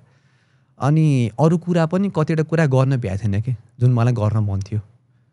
अनि मुक्तिनाथ क्यापिटलमा नि एउटा भनौँ न, जब तिमी एकदमै त्यस्तो बिजी स्केड्युलहरू हुन्छ नि, तिमीलाई केही कुरा मिस गरे जस्तो अथवा त्यसको सेटब्याक्सहरू केही हुँदो रहेछ? सेटब्याक भने त्यही हो, अब कहिले ड्रब्याक्स भनौँ न, सेटब्याक्स भन्दा पनि ड्रब्याक भने त्यही हो। एउटा कुरा के हुँदो रहेछ भने मैले पर्सनली रियलाइज गरेँ, if you are working so hard, if you are busy on schedule, तिम्रो त्यो क्रिएटिभ साइड अफ माइन्ड चाहिँ अलिक कम हुँदो रहेछ क्या। किनकि यो गर्नुपर्छ भन्ने छ नि त, क्रिएटिभिटी अलिक कम हुने हो कि जस्तो लागिरहेको थियो कि मलाई चाहिँ। हो, तर मैले जति स्टोरी मैले भर्खर सेयर गरेँ नि, I enjoyed it a lot के। अनि I am happy I did it. जस्तो मलाई कुनै खालको त्यो रिग्रेट त्यस्तो केही पनि छैन कि। मेरो घरमा पनि थाहा थियो मेरो पेरेन्ट्सलाई होइन, म जान्छु काम गरेछु, दुःख छोराले मेहनत पनि गरेछ, छोराको रिजल्ट पनि आज, अनि रिजल्ट पनि राम्रो थियो। अनि त्यति बेला शक्ति जस्तो आई रिमेम्बर म स्कुल कलेजहरूमा गएर नि ट्रेनिङ दिन्थेँ कि, ब्याचलर्सको स्टुडेन्टहरू, जबकि म आफै ब्याचलर्समा थिएँ। अनि कलेजमा पनि कस्तो हुन्थ्यो नि शक्ति, किङ्स कलेजमा मेरो साथीले मोनिटरी इकोनोमिक्स पढाउनलाई मलाई एज अ गेस्ट लेक्चर बोलाएको थियो कि, बिहान 6 बजे हो कि 6:30 किङ्स कलेजमा होइन। अनि मैले चाहिँ आफ्नो कलेज, अब त्यो दिन कलेज पनि थियो मेरो, त्यो कलेज छोडेर म किङ्स कलेजमा गएको कि ब्याचलर स्टुडेन्ट्सलाई पढाउन। अनि त्यस्तै गरी अब अरू थुप्रै स्कुल कलेजहरूमा नि गएँ, लायन्स क्लब, लियो क्लब भयो, हेराल्ड आइएएमएस कलेजहरूमा नि यस्तै personal finance, financial literacy, risk management, technical analysis, fundamental analysis क्लासेसहरू चाहिँ दिएर हुन्थेँ होइन। तर जे मेन भन्दाखेरि पनि आई वाज ह्याप्पी कि आई वाज ग्रोइङ, धेरै कुरा सिकिरहेको थिएँ, मान्छेहरूसँग कनेक्ट भइरहेको थिएँ होइन। एक्जाम प्रिपरेसन त मेरो अब हुन्छ नि, बोर्ड आउने 2 महिना अगाडिदेखि मैले सुरु गरेँ भने जति पनि भ्याउँथेँ कि, किनभने I had a technique of studying, download गर्थेँ पास्ट क्वेसनहरू, त्यही अनुसारले आफ्नै हिसाबले नोट बनाउँथेँ, त्यही पढ्थेँ। All right, okay. तिमीलाई चाहिँ अबको 10 वर्षमा नेपालको फ्युचरलाई लिएर कस्तो देख्छौ? मलाई यसमा मैले जेनजीको कुरा जोड्न खोजेकै शक्ति, नेपालको फ्युचर भन्दाखेरि अहिले जुन ट्रेन्ड छ नि शक्ति, डोन्ट यु थिङ्क कि अर्गनाइजेसनल कल्चरमा चाहिँ ठुलो चेन्ज आउनेवाला छ नेपालमा? Of course I am very positive person. जेनजीको कुरा हेरेँ मैले, फर इक्जाम्पल म अब जस्तो मुक्तिनाथ क्यापिटलमा थिएँ होइन, त्यो बाहेक पनि अरू इन्स्टिट्युसनहरूमा जाँदा पनि मैले के देख्थेँ भन्दाखेरि माथिबाट अर्डर भएपछि चाहिँ आफ्नो सुपरभाइजरबाट केही अर्डर आएपछि तलको स्टाफले चाहिँ सकेसम्म नाइ या आर्ग्यु गर्दैन होइन। तर अहिलेको जेनजी हेर न, उनीहरूलाई मैले के काम गर भने नि वाइ भन्छ कि। जस्तो मैले जुन 22जना इन्टर्न मैले हायर गरेर काम गराएँ नि, रमाइलो थियो, एकदमै एक्टिभ थिएँ, तर उनीहरूलाई धेरै नै जस्टिफिकेसन दिनु पर्थ्यो कि यो किन यस्तो भयो, किन यस्तो भयो, यसको कारण यो किन यस्तो हुनुपर्छ। They used to question me a lot, which is good actually है। अब पहिला चाहिँ के थियो भन्दाखेरि सिइओहरूलाई नि काम चलाउन, कम्पनी चलाउन सजिलो के थियो नि, उनीहरूले जे कुरा गरे पनि तल लेभल स्टाफहरूले मान्थ्यो, किनभने उनीहरूको स्कुलिङदेखि नै त्यही ब्याकग्राउन्ड आयो कि। पहिला त स्कुलमा टिचरले भनेपछि राइट, स्टुडेन्टले आर्ग्यु गर्ने कुरा आएन। तर अझ स्कुलिङदेखि नै टिचरले के भन्यो भने स्टुडेन्टले पनि उसको पोइन्ट अफ भ्यू त राख्न पाउने त्यो त्यस्तो खालको कल्चर डेभलप भएको छ नि त। सो यस अर्गनाइजेसनल कल्चरमा एउटा चेन्ज आएको छ होइन। अनि तिमीले नेपाल इन 10 years जुन भन्यो नि, हाम्रो कन्ट्री चाहिँ एजिङ सोसाइटीमा छ कि अहिले होइन। 52.5% of the population are between the age of 0 to 25 होइन। सो यो युथ पपुलेसन जुन छ नि, युथ भनेको चाहिँ they are like a fire के शक्ति, यसलाई कसरी युज गर्ने भन्ने कुरा हो कि। युथले प्रोडक्सन पनि गर्न सक्छ, डिस्ट्रक्सन पनि गर्न सक्छ। माओइस्टको टाइममा त युथले डिस्ट्रक्सन गरे हो नि त, युथले गरे होइन, युथहरूले युज डिस्ट्रक्सन भयो नि त। तिमीले जापानको इक्जाम्पल हेर, प्रायः जस्तो कन्ट्रीको इक्जाम्पल हेर, त्यहाँ चाहिँ एजिङ सोसाइटीमा त्यो कन्ट्रीले प्रोग्रेस गरेछ कि एजेड सोसाइटी भन्दा पनि। अब आज त जापान एजेड सोसाइटी हो। एजिङ सोसाइटीमा कसरी पनि प्रोग्रेस गर्छ भन्दाखेरि, एजिङ सोसाइटीमा के हुन्छ भन्दाखेरि घरमा 4जना मान्छे छ भन्दाखेरि 3जना काम गर्छ 1जना पाल्नलाई, किनभने यङ पपुलेसन बढी छ। एजेड सोसाइटीमा 1जना काम गर्छ 3जना पाल्नलाई। सो इकोनोमिक हिसाबले त एजिङ सोसाइटीमा बढी प्रोग्रेस गर्ने भयो नि त। हामी त एजिङ सोसाइटीमा छौँ। नेपाल अर्को 15 to 20 years एजिङ सोसाइटीमा हुन्छ। तर एज भएको मान्छेहरू त फेरि देश बाहिर छन् नि, एज भएको ट्रु। तो अब त्यसलाई नै अब पोजिटिभली हेर्ने कि नेगेटिभली हेर्ने भन्ने हो। अब बाहिरबाट सिकेर इन्भेस्टमेन्ट पनि धेरै आएको छ। नेपाली प्रडक्टहरू त बाहिर एक्सपोर्ट पनि भइरहेछ। मलाई थाहा छैन, पासहरूको तिम्रो सुकुमेल हुन्छ नि कार्डमम, त्यो युएससम्म जाँदो रहेछ होइन। नेपालको पानी एक्सपोर्ट भएको छ, ड्रिङ्किङ वाटर। अनि उनीहरूले बाहिर छुर्पी एक्ज्याक्टली, लुगा पनि सोनम गियर्सको। अनि उनीहरूले बाहिरबाट जे कुरा सिकेर नेपाल ल्याउँछन् नि, त्यो पनि एसेट हो नि त। अब त्यसको लागि चाहिँ गभर्मेन्टले चाहिँ अब पोलिसी लेभलमा सजिलो पारिदिनु पऱ्यो होइन। अब एजुकेसनदेखि लिएर हेर्छ भन्दाखेरि अब एजुकेसन पनि केही लेभलसम्म फ्रस्ट्रेटिङ नै छ कि शक्ति, खासै त्यस्तो आउटकम छैन कि। मलाई नि त्यही फिल नभएर नै म त क्लासेस छोडेर अरू काम गर्थेँ नि त। क्लासेसमा नि म रिसर्चदेखि लिएर सबै कुरा पढ्दै बस्थेँ नि त, किनभने मलाई त्यति चित्त बुझ्दैन थियो कि। अब फेरि टेन्डेन्सी के छ भन्दाखेरि यसले पढ्दैन, त्यही भएर यसले एजुकेसनको बारेमा यस्तो कुरा गर्छ भन्दाखेरि फेरि मेरो एकाडेमिक रेकर्ड त राम्रो छ होइन। तर त्यही हो, अब एजुकेसनमा एउटा डेलिभरी दिनु पऱ्यो होइन। सकेसम्म कलेज ब्याचलर्स लेभलदेखि नै इन्टर्नसिपमा जानेदेखि लिएर अनि स्टार्टअपहरू, बिजनेसहरू, त्यो इनोभेसन आइडियाहरूलाई चाहिँ अलिकति गभर्मेन्टले त्यस्तै खालको स्टार्टअपहरूलाई चाहिँ प्रमोट गर्यो भने चाहिँ नेपालमा राम्रै हुन्छ जस्तो लाग्छ। ओके, अनि स्टक मार्केटमा चाहिँ कुन चाहिँ सेक्टरले अब आगामी दिनमा चाहिँ पर्फर्म गर्ला जस्तो लाग्छ, अथवा which sector are you looking forward to? Maybe micro finance sector एउटा होइन, किनभने एकदम लामो टाइमदेखि माइक्रो फाइनेन्स त डाउन ट्रेन्डमै थियो नि त होइन। अनि अब पोलिसी लेभलमा केही चेन्ज आयो भने माइक्रो फाइनेन्सले राम्रो रिटर्न पनि दिन सक्छ जस्तो लाग्छ मलाई। अर्को अब बढ्न नसक्यो भने ब्याङ्किङ। अब अहिले यो ऱ्याली हेऱ्यो भने त शक्ति सर्ट टर्मको कुरा गरिरहेछ तिमीले। सर्ट टर्म भन्नाले अब होइन, अब एउटा टाइम फ्रेमकै कुरा गरौँ। NEPSE 1-2 years down the line, 1-2 years down the line. जस्तो हाइड्रो पावर त अल टाइम हाइमै गइसक्यो नि त। जस्तो अगस्त 2021 3200को इन्डेक्स हेर्दा हाइड्रो पावर जति थियो त्योभन्दा माथि गइसक्यो नि त हाइड्रो पावर। तर अरू सेक्टर त्यति गएको छैन कि। सो अबको टाइममा चाहिँ मेबी ब्याङ्किङमा नि I expect 50 to 60% return within a year, expectation मात्र। त्यो बाहेक माइक्रो फाइनेन्स सेक्टर चाहिँ म अलिकति पोजिटिभ देख्छु। इफ गभर्मेन्ट लेभलबाट नि त्यही मोनिटरी पोलिसीमा त्यही कुरा कतिवटा कुरा एड्रेस भयो भने माइक्रो फाइनेन्स सेक्टर पनि लिड लिन्छ जस्तो लाग्छ। अनि इन्सुरेन्स सेक्टर भने चाहिँ कस्तो भन्दाखेरि तिम्रो रिसेसनको टाइममा नि पैसा हुने सेक्टर, लाइफ इन्सुरेन्स सेक्टर भनौँ न, त्यसले पनि राम्रो रिटर्न जेनेरेट गर्ला। अनि मार्केटमा अब जति नयाँ नयाँ कम्पनीहरू आइरहेछ नि, अब उनीहरूको इन्भेस्टमेन्टहरू हेर्दाखेरि few of them can be a multi-bagger too. Right. Okay. अब अन्तिमतिर anything you would like to add on? Okay. शक्ति मलाई एउटा कुराले कस्तो ट्रिगर गर्थ्यो कि ब्लू चिप स्टक किन्नुपर्छ भन्थ्यो नि। Do you invest in blue chip stock?